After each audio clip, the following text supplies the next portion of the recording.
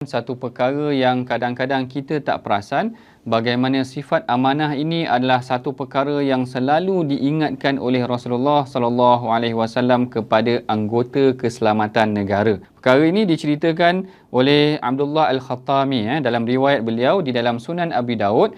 Sesungguhnya Rasulullah sallallahu alaihi wasallam idza arada an yastawdi'al jaisha, kalau baginda nak berpisah dengan tentera, maknanya baginda nak hantar tentera dia pergi berperang, maka baginda akan ucapkan lafaz ini: aku serahkan kamu kepada Allah untuk menjaga agama kamu, sifat amanah kamu dan pengakhiran segala amalan kamu. Jadi perhatikan di sini bagaimana Rasulullah sentiasa mengingatkan tentera baginda agar menjaga amanah, kerana tentera ni dia bawa satu perkara yang sangat besar, iaitu tentang yang melibatkan kedaulatan negara. Jadi sifat amanah di sini sangat penting.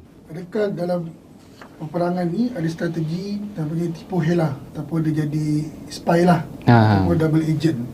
Itu bagaimana dia nak menjaga amanah? Kat sini kita kena faham situasi ketenteraan.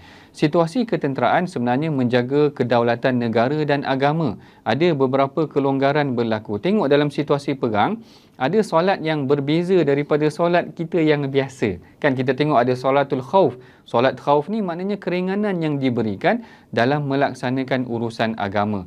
Sama juga dalam urusan bunuh. Sepatutnya kita mana boleh bunuh orang. Tapi dalam perang kita dibenarkan untuk bunuh orang. Ada kelonggaran yang diberikan kerana nak menjaga agama dan nak menjaga kedaulatan negara. Sama juga seperti helah spy itu tadi. Urusan yang paling utama adalah menjaga kedaulatan negara dan kedaulatan agama itu sendiri. Andai sekiranya terpaksa guna spy, maka akan digunakan spy dalam urusan peperangan tersebut. Kalau tuan-puan masih lagi ingat dalam perang Khandaq, Rasulullah sendiri menasihatkan Nu'aim bin Mas'ud. Nu'aim bin Mas'ud inilah yang memecahkan kesatuan tentera Ahzab tu tadi. Kerana bila dia masuk kepada tentera Ahzab, dia katakan, dia bisikkan kepada tentera Ahzab yang berperang dengan Rasulullah ni, dia kata kaum Yahudi ni dah khianat korang ni. Dia jadi double spy juga. Dia meragu-ragukan sehingga kan tentera Ahzab lemah semangat. Apabila dia masuk pula kepada tentera Yahudi, dia cerita perkara yang sama. Tentera Ahzab ni, kalau diorang kalah pun, diorang balik ke Mekah, diorang selamat. Orang Yahudi kalau kalah, duduk di Madinah, habis engkau berjumpa dengan Rasulullah. Jadi dia main-mainkan psikologi ini. Kalau kita tengok kan, di sini sebenarnya peranannya seperti spy.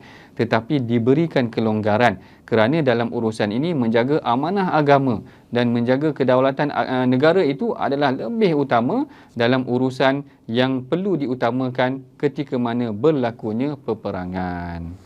Kalau kita perhatikan juga hadis ini, bagaimana baginda sangat menekankan sifat amanah kepada golongan tentera.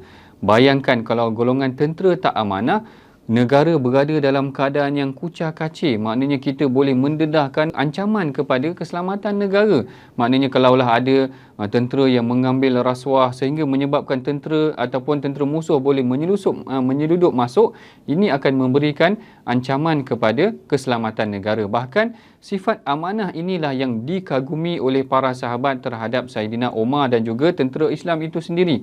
Dalam sebuah riwayat yang diriwayatkan oleh Al-Imam Ibn Qutaibah, menceritakan tentang seorang lelaki yang membawa perhiasan Kisra. Maknanya dia membawa perhiasan raja yang besar apabila tentera mereka tu kalah.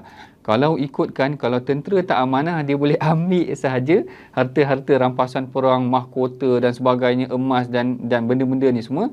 Tetapi kerana sifat amanah mereka inilah menyebabkan tentera Islam menjadi kuat. Dan lelaki ini berkata kepada Saidina Umar, ada seorang lelaki, dia kata kepada Saidina Umar, wahai Amirul Mukminin, sesungguhnya tentera ini semua diorang ni bersifat amanah kerana melihat engkau sendiri bersifat amanah. Ini satu pengajaran yang penting juga kita sebagai pemimpin. Kalau kita bersifat amanah, maka anak buah kita sendiri akan bersifat amanah. Apatah lagi tentera perlu menjaga amanah kerana mereka menjaga keselamatan sesebuah negara. Dalam kita menguruskan segala urusan, terutama urusan keselamatan negara ini, janganlah kita mengambil rasuah.